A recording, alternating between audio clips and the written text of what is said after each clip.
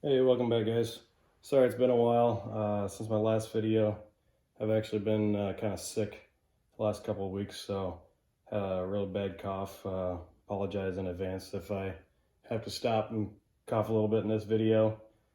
But anyways, I've been really wanting to get this done for a long time, so I'm gonna take the time that I have today, try to get this video shot. So this is the next episode. I can't even remember which one it is now, sorry, but anyways. I'm going to be talking about how to find your maximum OAL overall length. So for a particular bullet that you might be using, I'm going to be using my 308 here and the 195 grain TMK load that I use for it, just because it's what I have set up easy to go right now to use for this video. But the principle here and the process is going to be pretty much the same for anything you would use, any other type of rifle. I'm also using the Savage. It's going to be similar but different for other rifles, but we'll kind of get into that here in a little bit. But basically, as far as finding your OAL, there's a couple different methods that are the pretty popular standard out there. A lot of guys use these modified cases here. This is from Hornady. This has already been modified, as in it's been drilled out and tapped for one of their OAL gauges. These used to be made by Stony Point, and Hornady bought the rights for them and bought them out basically, and now they make them and put their name on them. This is a curved version, uses a little spring rod here to push on the bullet. This just threads right on the end of that. They make a straight version, which is a little bit better. The curved version here I have as an example, just because that's what I have anyways. And this one is good for AR, so you don't have to take it apart. You can just run it right through the side. You can go with the bolt action obviously too, or you can just run it right through down here, and then with the rod it'll bend through and still give you a good measurement to measure off of to use. The only thing with these is with the modified cases, these cases are usually sized down pretty small as far as so they'll ensure that they will fit in the chamber of pretty much any rifle. So because of that, and because of how this is designed to work, whereas you take this and you push it all the way in until that case is seated up fully into your chamber, that requires the spacing to be, it needs to be more, this case that you're using, that is, should be spaced off of size, that is, off of your chamber. And if it's not, like if this one is way smaller, sized down smaller than this chamber, your readings are going to be slightly different based on that. So it would be best, if you're going to use this type of gauge, it's best to make your own modified case off of a cartridge or a case that has been fired in your rifle. And it's actually pretty easy to do. All you got to do is take a case that's been fired in your rifle. You don't even really have to worry about sizing it so much, because you want that neck open so the bullet will slide in and out easily. And then you just take an L size drill bit here. These you can find on Amazon. Just making sure it's the letter L, and drill out the primer pocket. I just use a drill press. You don't really need a lathe. It doesn't have to be precise and concentric. I mean, because it's going to center itself as you push that case in, right, into your chamber around your shoulder. So that being precisely concentric with your bore when it's drilled and tapped isn't as necessary as maybe some people seem to think. And then just a quick tap, easy tap set here. 5/16 by 36 is all you need.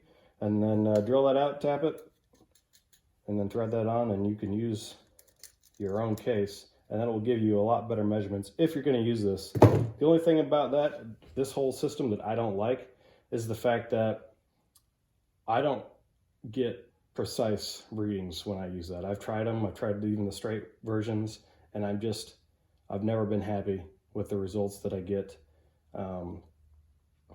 Basically, you are pushing that case all the way into the forward into your chamber, and then you have to try to, with a rod, push the bullet into the lands, and you just get a different reading every time, because sometimes you might be pushed a little bit further, might have pushed just a little bit more pressure that time into the lands, and you get a different reading.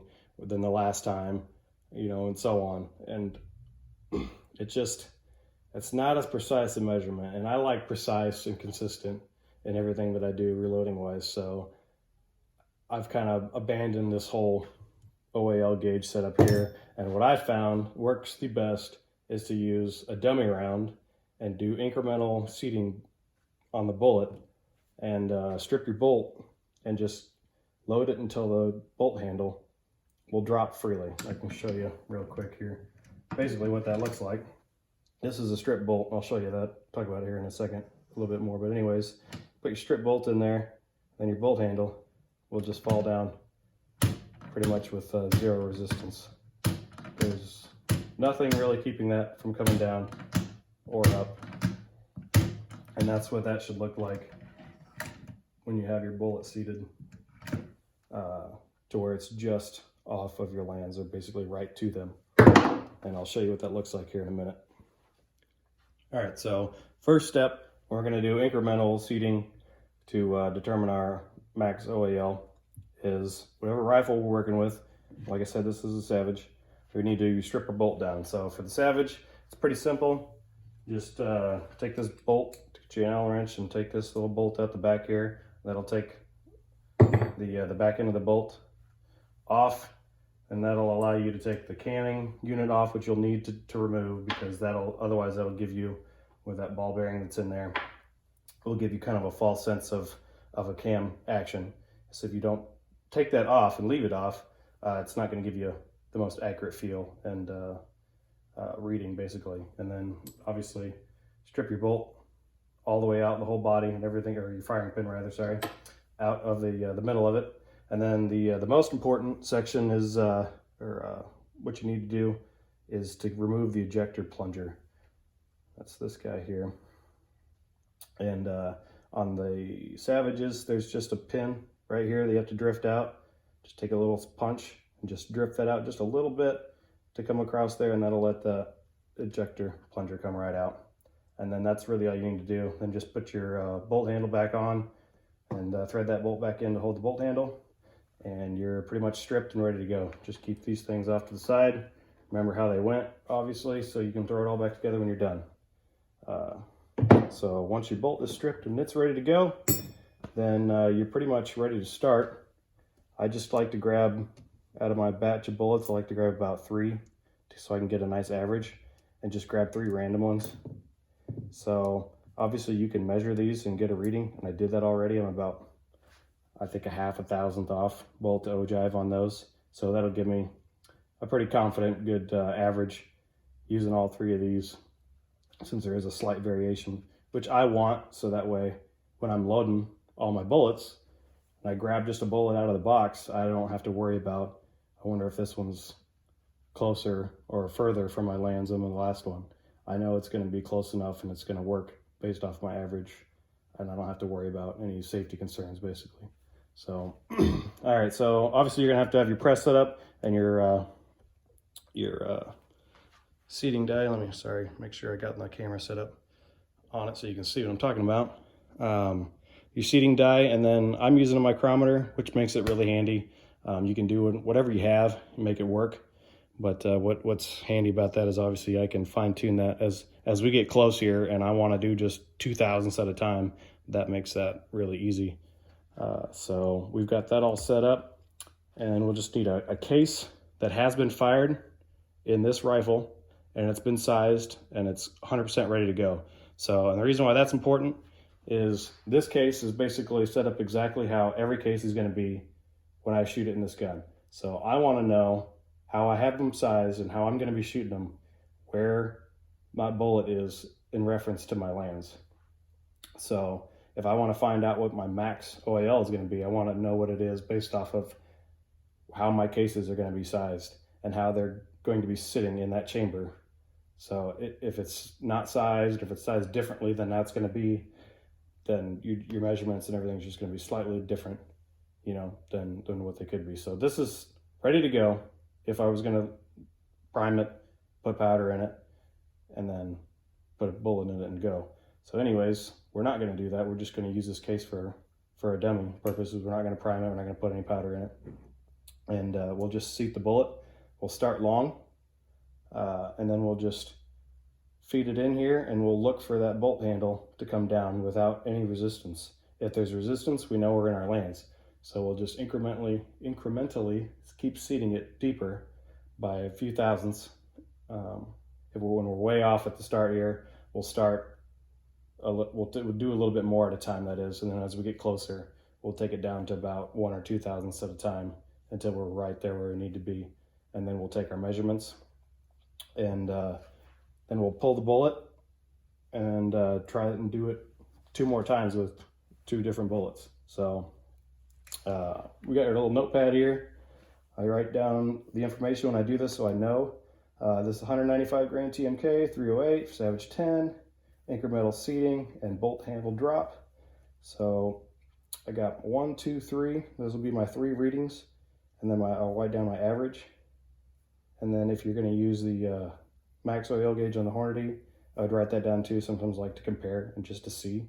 And you could do that too if you wanted to, and just see the differences. I guarantee you'll see a difference. And this way with the bolt, incremental seating is going to be a way more accurate method, I promise. So anyways, that's how I like to write that down and keep track, and then I just keep that handy. That way I know the next time I go to load up a batch, I can remember exactly where I need to be. If I want to make an adjustment, get closer or further from my lands, I already know what my measurement is, and I can make an adjustment that I know is going to be safe because I already know what my max is and which direction I can go. So, all right, we'll get set up here on the press and start showing you what this looks like. All right, so the press is now set up and ready to go. We'll take our bullet and we will start the initial seating. We're seated out long, if you can tell. That's out pretty long there, and that'll get us close to where we can at least get the bolt fully forward, and then should be able to see quite a significant amount of resistance on the bolt handle, and that's what we're looking for to start. That tells us that we obviously are in our lands and we're too long, and then we'll just start incrementally seating it deeper until we can start to drop that bolt handle. So you'll want to take the case and just feed it into that extractor to make sure it's fully seated against the bolt face, and then we will feed the bolt back into the action and guide that case into the chamber there, and we'll just push it forward. Don't force anything. We're forward, and already there's the resistance. You can see where the bolt handle doesn't want to go down. Don't force it. You don't want to smash the bullet into the lands and or cause it to try to seat the bullet using the bolt. That's not what we're wanting to do here. We just want to go real easy and just go a little bit at a time here, and until we get there. So we'll go a few thousandths here deeper, come back over, set that back in our extractor, check it again, and then we'll keep going a little bit here. I'm gonna speed this up a little, not show you every single little try here, but when we get close, I'll start it up again. Okay, so now we should be getting pretty close now. We will get this case back in here, bear with me, and guide that in. And yeah, our bolt definitely almost wants to come down. We can get it about a quarter of the way, and then we start to get some resistance. We could force that, but obviously that will kind of defeat the purpose. So all we really need to do is come back over to our press and just go about 2 thousandths at this point, and just see where that bolt handle, we're almost halfway now, comes down without resistance is what we're looking for. And then we know that we're right on our land. So basically, if we're getting to that point where we might be now, Or, yeah, there's just a little bit that we're hanging up on. We're pretty much there at the lands. We just need to get to that point where the bolt will drop freely, and then that tells us we are just off of the lands enough to where the bolt has no resistance. And this is the part where it's a little more tedious.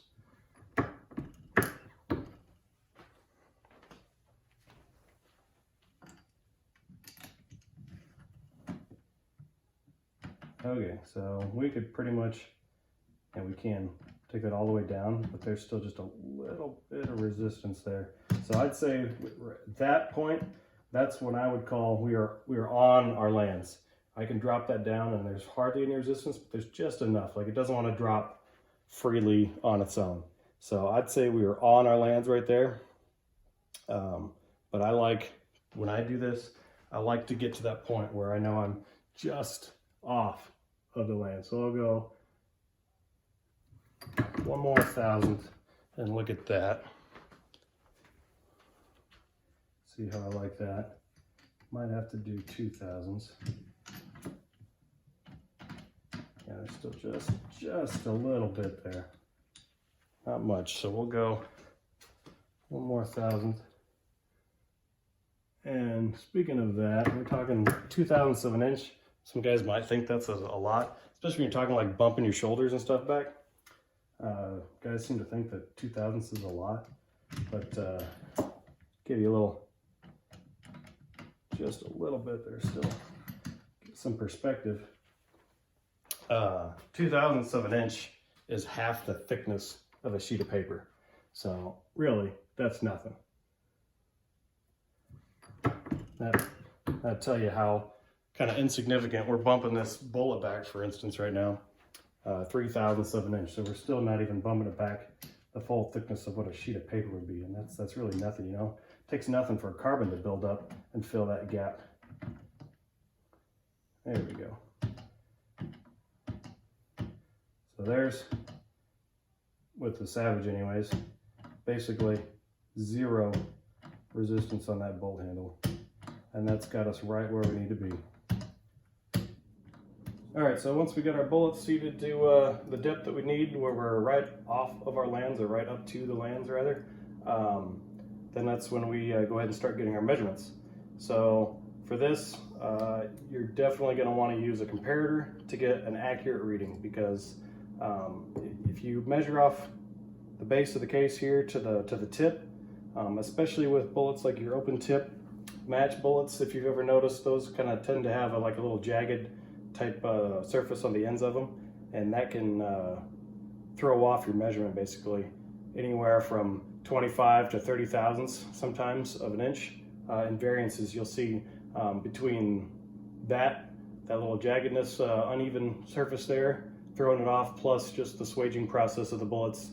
By the time it gets swaged down to the tip, you can get a variance in length. Even with a polymer tip bullet, sometimes you can get a variance in length of around that, 20, 25,000ths of an inch too. So it's very important that you use a comparator and measure off of the ogive of the bullet near the bearing surface here to get a much more accurate reading of your overall length.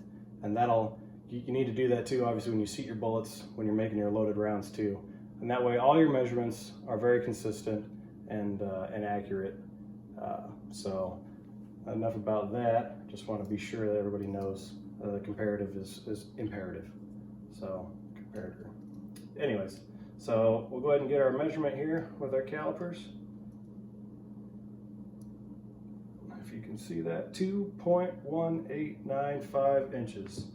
So we'll write that down on our notepad here, 2.1895 inches. And so now we've got our first one here, and the next step would be to repeat this entire process basically with our next bullet here. We just go ahead and on our press over here, just go ahead and make sure that you back the stem back up.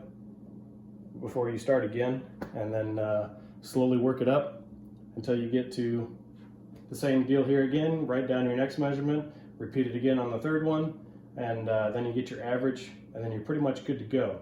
You've got your measurement that you need, that you can use to base anywhere, you know, if you're gonna increase or decrease your seeding depth for load development, if you want to get a little closer to your lands, you want to get a little further away, so on, such thing like that, and you know exactly how far you can go, or rather, before you enter your lands and you start getting, you know, getting in that area where you're going to be potentially causing some damage, over pressurization and stuff like that. So this is it's a really important step. This method right here has been what I found gives the most and the best accurate results, the most consistent and accurate readings for your OAL. Much better than the OAL gauges. It's actually pretty easy to do. Once we're done here, we get everything done, we just put our bolt back together, and we're ready to go. So I don't feel like I need to go into depth anymore on this, but if you got any questions, obviously be sure you hit me up with them. I may have missed something here. So anyways,